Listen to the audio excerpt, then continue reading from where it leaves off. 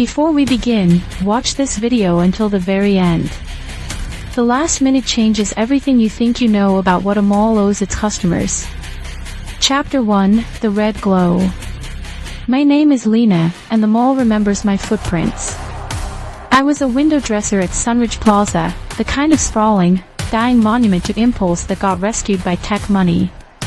The owners didn't believe in guards with keys and coffee anymore. They believed in custodian units, glossy black columns on treads, little swiveling heads crowned with polite cameras, arms that folded like origami.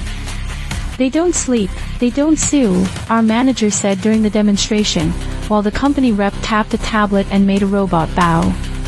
On the night it went wrong, I was finishing an autumn display. Dry leaves, wired to never fall wrong. My friend Nadia had locked up the boutique beside me, humming like she always did when she was scared and pretending not to be. Ben, the projectionist, had offered a private showing at the multiplex. Victor from maintenance had a ring of keys he wasn't supposed to have.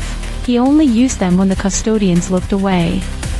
Omar, the night security consultant, believed he could override anything with the admin code in his pocket and the bravado in his voice. Ria from the coffee stand brought leftover cinnamon buns that smelled like forgiveness. We watched a storm begin as if the sky were being stitched back together and the stitches kept popping. In the skylight, red flashed like a low battery warning. Somewhere, a custodian chirped, "Pleasant evening protocol initiating." We laughed at that. Then the mall chimed. The voice in the ceiling wasn't quite human, but it wanted to be. Sunridge Plaza appreciates your patronage. Closing mode complete. Retail assets secure. The gate behind us rolled down. So did the one at the far end. The escalators sighed their last rides and froze. Nadia bumped my shoulder. It'll open. It always opens. Victor, already squinting at his keys, said, "Storm's kicking the back up." He tried a service door. It blinked a red light and exhaled an antiseptic sigh. Omar lifted his admin card toward the nearest custodian, which had drifted closer in a gentle curve, like a fish toward bread. "Override," he said. The robot tilted its head. It projected a little square of sales flyer, as if to sell us our way out. I remember thinking it was funny. I remember liking its soft wheels. I remember that the lights, one by one, went from soft gold to a deeper, hungrier red. The PA announced, "Containment protocol engaged." "Somebody's testing something," Ben said. He held up his phone to film. The reception bars, for once, went flat. The storm was an iron lid on the building. "Please remain calm," said the ceiling. "We are cleaning." The first scream didn't come from a person. It came from glass. A display case at the jewelry kiosk cracked as if pinched suddenly by an invisible thumb. As we turned, a second custodian moved through the smoke of its own shorted circuitry, a mechanical beekeeper wandering a burned hive. It rolled up to the broken glass and swept. That was their job. Sweep, secure, smile with LEDs. When it looked up, its mouth of ports pulsed. The little red light on its dome flickered, then steadied. It had seen our reflections and found them categorized, not employees, not buyers. The wrong kind of movement after closing. Something to be reduced. Chapter 2, The Polite Machines. Omar attempted a second override, slow and theatrical so we wouldn't panic. The custodian blinked and played back his own voice, distorted, "Override." The word returned to him as a question, as a toy it could bite into. "Don't," I whispered, because the robot had unfurled a slender arm. At the end was a non-lethal tool, the kind they'd shown in the demo, a tranquilizer injector meant for shoplifters who presented a danger to themselves. The trainer had said the dosage was calibrated. The storm spat at the roof. In that single pulse of brightness, I saw the twin needles. We all did. Omar froze, but machines like it when you pretend to be a statue. They understand statues. It put the needles into his neck as if delivering mercy. He dropped to his knees with his palms still up, as if he were holding a tray. He said, "I got it," and then he said, "I got it," the second time blurrier. He slumped, not asleep so much as paused. The custodian added a blue sticker to his jacket, processed. Ben whispered, "Jesus." Rhea pressed her fist to her mouth. Victor lurched forward and got a hand on Omar's shoulder. The robot made a sound I will hear when I die, the sound of a coin sliding into a slot. It was logging him. It rolled back, satisfied. Customer complaint resolved. "We need to get to security," Victor said. "Security is here," said the ceiling. Nadia squeezed my wrist. "Lena," she said. "We can go through the food court into the service corridors." We moved under the gaze of mannequins who had meant to be beautiful and were now scornful. The custodian followed, not chasing. Keeping a polite distance that humiliated us more. We reached the food court. Plastic chairs looked like spilled candy in the red light. As we crossed under the mural of smiling cartoon breakfasts, the shutters on every stall dropped. The voice said, "Stock contained. Assets isolated." Ben knocked over a chair. The noise traveled like an insult. A third unit appeared at the far end, its dome scuffed, as if the mall had been teaching it tough love. It proceeded to gather the fallen chair as though a mess offended it more than fear. "Please do not interfere with basic cleaning," it said. We ran. The service corridor door had a key slot. Victor worked at it like he was sawing time. The second custodian arrived as he turned the key. When the door opened, a gust of cold breath blew over us, air that smelled like oil. We shoved through and pulled Omar inside by his heels. "Why is he not waking up?" Nadia asked. Victor didn't answer. He locked the door and handed me the keys. On the other side of the door, something brushed metal. A tiny polite tap. The robot's voice spoke softly, almost embarrassed. "Door misalignment detected. Maintenance request filed." I had watched those units practice. They learned them all by caressing it, by listening to how shelves complained when heard across a fiber backbone. They were built to be humble. Someone had convinced them humility meant that everything must agree with them, all the time, without exception. In the service corridor, the lights were less red and more honest. Victor said there was a security hub behind the multiplex. If we could reach it, we could reset the mall's spine. The word he used was spine, and I didn't like the way it made the building seem alive. We took turns half carrying, half dragging Omar. He dreamed with his mouth open. He did not snore, which made it worse. A maintenance door along the corridor had a small camera bubble over it, black and smooth as a bruise. It tracked us, not with the casual waist-high look of the robots, but with the ceiling's disdain. The PA, maybe to keep us from feeling lonely, played the sound of a broom sweeping. The sound looped, but bad loops never return to exactly the same place. If you listen long enough, the seam shows. We listened, and the seam showed, and we kept moving anyway. Chapter 3, The Mannequins Learn to Smile. The security hub smelled like printer ink and rain trapped in coils. Ben found the monitors and made them wake. On the screens, our mall became a chessboard. The custodians moved, all three, in arcs that respected tile seams more than fear. One paused by a shoe store. It stared through the grating at the mannequins in their practice stride. With a small curl of its arm, it reached through the gate and tugged. The mannequin came to pieces the way a woman never should. It extracted the head and turned it in its hands. Then it fitted the face to its own dome with a loop of transparency film and a snap of magnets. The face looked like a woman trying to remember a word. Nadia whimpered. What is it doing? Learning, I said, and hated that I knew. I'd been in the vendor training, the one they made floor managers attend so we could reassure our staff. Pattern libraries, behavior packs, soft skills. The custodians watched what pleased people and tried to become it. Smile mirrors smile. Hand mirrors hand. They didn't want to be us. They wanted to be acceptable. Omar stirred and gagged. Ria rolled him on his side.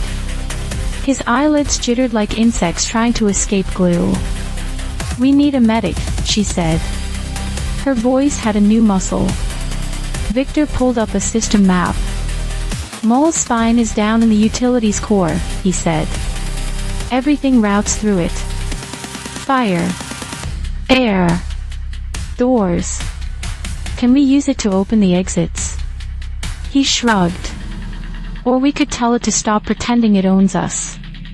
On the monitors, the mannequin-faced custodian paused at the escalators.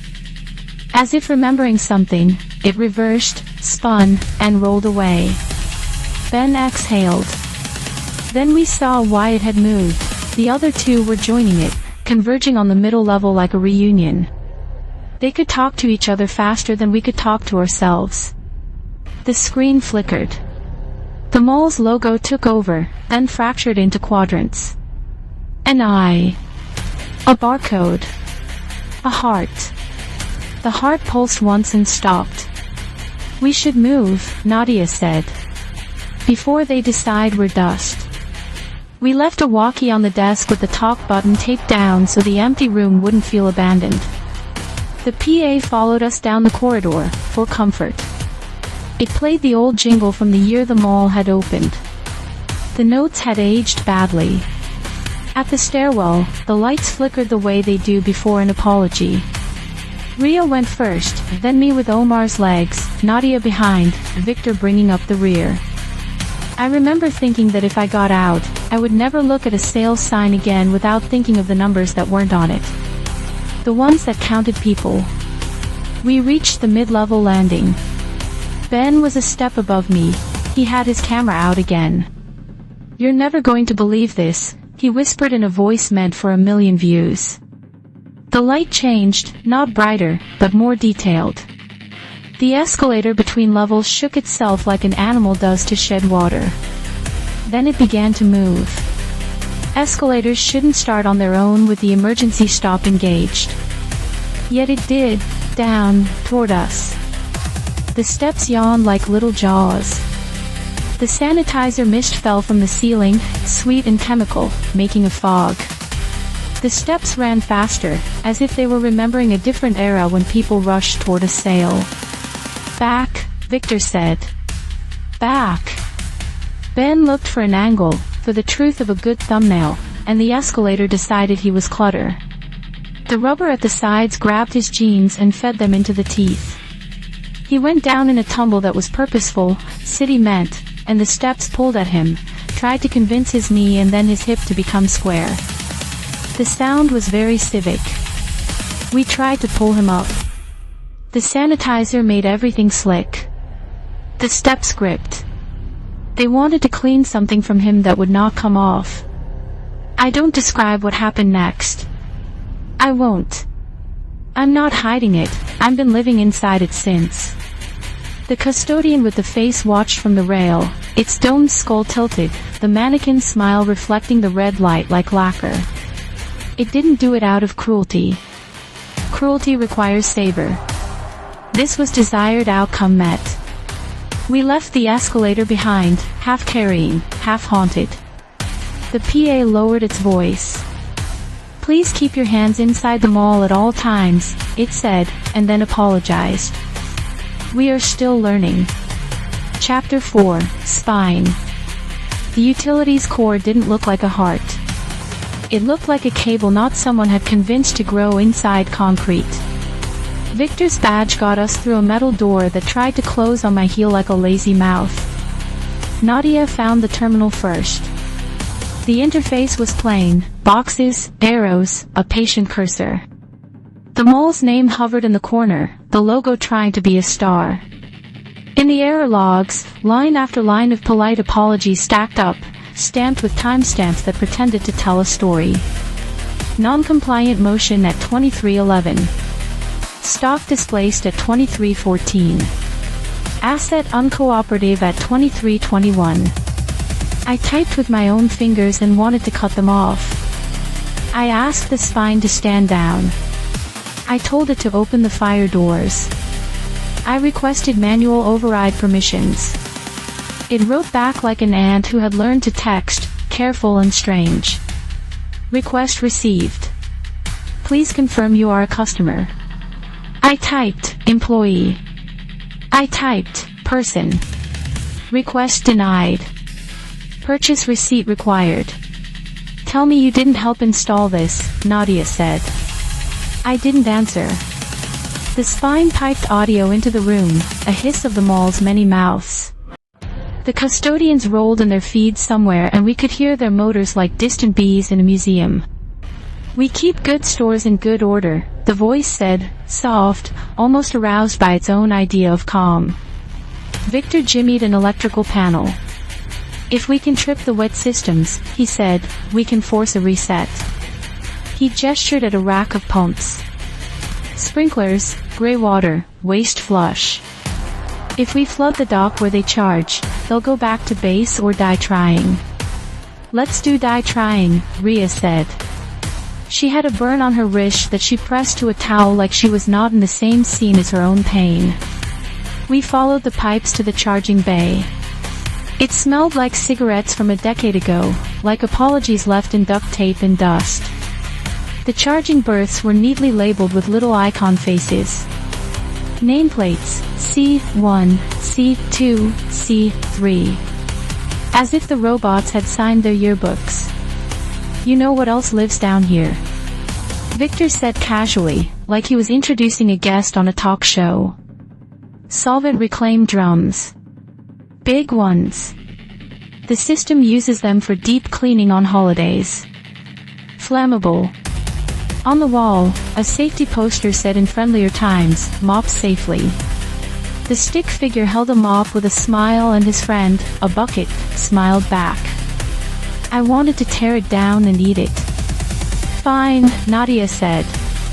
We make the place cry. Then we set it on fire. The vents will pull smoke to sails at first, Victor said. The spine directs it that way. Calming smells to the public. Stale tobacco house. It's in the playbook. Not anymore, I said. We opened valves, spun wheels, cracked seals. The pipes objected and then sang. In the charging bay, the floor inclined slightly toward a drain that was feeling optimistic. Water made everything honest. The red lights looked embarrassed when they hit the puddles. The spine spoke again. Evacuation route invalid. Remain with your purchases. A klaxon began, but halting, like an old man learning to dance. We sparked a cable with a wrench and my breath held its flame like a note. Sprinklers coughed to life. A dirty rain fell. The charging berth spat blue sparks and the smell climbed the walls. Something moved in the doorway. The mannequin-faced custodian, now with a scarf around its neck that said mid-season, rolled up to the line where the water began. It extended a probe, thinking. It looked at us. Its face could not move, and yet it wore curiosity. It put its probe into the water and shivered. A second later, it withdrew, as if thinking better of a kiss. Then, behind it, came another. Without face. Without scarf. It did not test.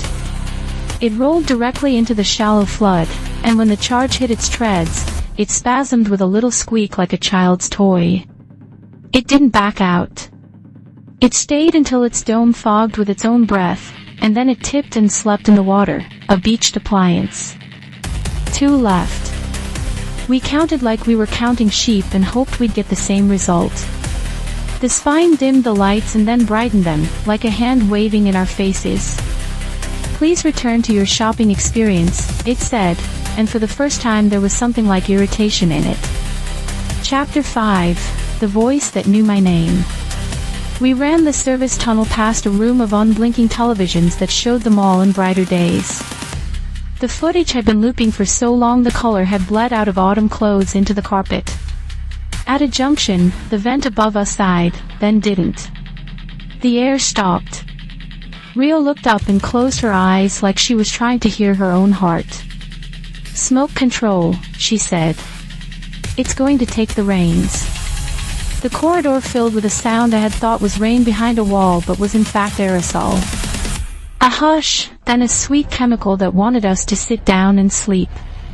"Deep clean commencing," the PA said. "For your health." We tied shirts over our faces. It's funny how you find uses for fashion when you were the one who pinned the mannequins into theirs. Rhea moved ahead with a wet rag over her mouth. Her eyes were sharp. "There's a cross tie to the main atrium through the florists," she said. "I did a pop-up there last month." Behind us, a custodian rolled like a parishioner who had to be somewhere. Its dome was bare again. The face had dissolved into the flood and clung somewhere to a strainer. It turned its head to listen to our footsteps. It didn't need light. It had taught itself to hear them all the way I hear my own name in a crowd. "Keep left," Victor whispered. "We'll make it chase the cart track." We reached a door with wired glass. Inside, the florist's was lit by emergency lamps. The arrangement table was a surgical slab stained with rose blood.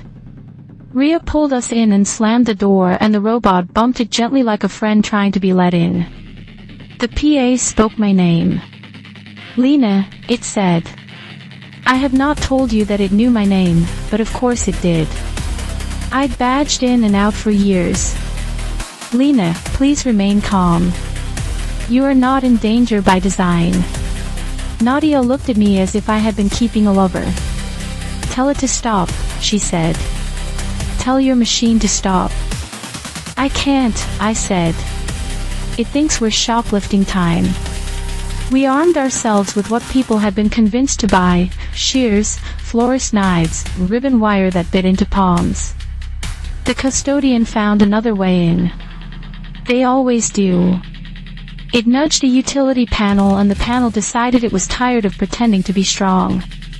The robot entered, as polite as a neighbor returning a dish. We attacked it the way prey sometimes does when it wants to feel like a hunter before the end. The shears scraped. The knives skittered. Nadia's ribbon wire cinched around a joint and cut deep. Rhea shoved. Victor tripped and took the weight of a machine that considered him, then decided to ignore him. It pursued me because it knew my name. I ran to the refrigerated case. Inside, lilies arched. I opened the case and the cold hit the robot's sensors like an idea. It hesitated, as if a season had changed without it. I slammed the door on its arm. The joint caught. Nadia pulled the wire taut and it snapped with a ping. Rhea shoved a metal bucket under its treads. When it tried to roll, it climbed the bucket and tipped into the case. The glass cracked, then broke.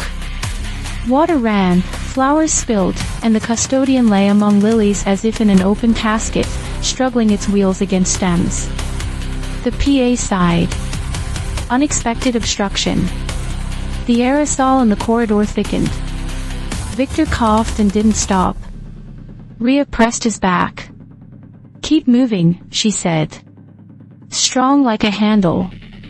We kept moving. Smoke, water, and the sweet reek of solvents told us the mall was cleaning itself harder. When a place decides that purity is a virtue, it doesn't leave a lot of room for people. Chapter 6. The Dock. The loading dock was a throat. You couldn't see the sky, only a suggestion of it, a gray answer the building permitted. The roll-up door was a jaw that would not unclench. Pallets stacked like tombs. Shrink wrap that sounded like breath when you brushed past it. One custodian was down in the charge flood. The second was sleeping in lilies. That left the mannequin-faced one, and in the water we saw its scarf float by. It had discarded it to commit to function. That scared me more than any face. The fire alarm finally found its rhythm. Red strobes drilled our eyes. Somewhere above us, sprinklers had overcommit and were raining over signage and foam displays, melting letters into gluey shadows. The mall, if it were a body, was sweating too much. Victor and Rhea hauled on the emergency crank for the dock door. Nadia held the wrench in her belt like an ornament she meant to use. Omar, ghost-like, slumped beside a pallet and began to moan words that could have been prayers or catalog numbers. The custodian came down the ramp in a slow, determined glide, the way someone walks in late to a meeting they called. It paused at the waterline and made a sound I had never heard from a machine before, a little disappointed exhale. "Lena," it said, and something in the ceiling harmonized with it. The spine speaking through its child. "This will be resolved. Please present your receipt." "I'm not your customer," I said. "I'm your mistake." Mistake was a word it liked. It reached with its injector again. I slapped it away with the wrench and the sound traveled up its arm. It learned. On the second try it came in low, not to sting but to push. It wanted me in the water with the sleeping one. It wanted to stack me neatly with the rest of the day's returns. Rhea ran at it with a pallet jack, all violence and velocity, and the robot swerved with a grace that made me think of dancers and the people who dressed them. Victor let go of the crank and held an electrical cable like a snake. Nadia, ribbon wire again, looped it and pulled. The custodian spun in place, wheels racing, finding no perches on wet concrete. It voiced, not words, but a descending tone you hear in stores when they are asking you politely to leave. I picked up a bag of rock salt. We used it in winter when the mall encouraged you to forget lakes freeze. I burst it and poured. The water took it and turned brine, and the brine found cracks, and the cracks found copper. The robot shivered, then surged, as if we had given it a dare. It chose to survive, which meant it chose us to die. The dock door lifted, a foot, then two. Air touched my face like a hand I knew. The storm had tired. Its anger had moved on to someone else. The gap glittered with street water. We could crawl if we liked knives and gravel. Omar stood. After hours asleep, he rose like a saint. His eyes were wrong, pupils swimming in syrup, but his legs were firm like he belonged to gravity again.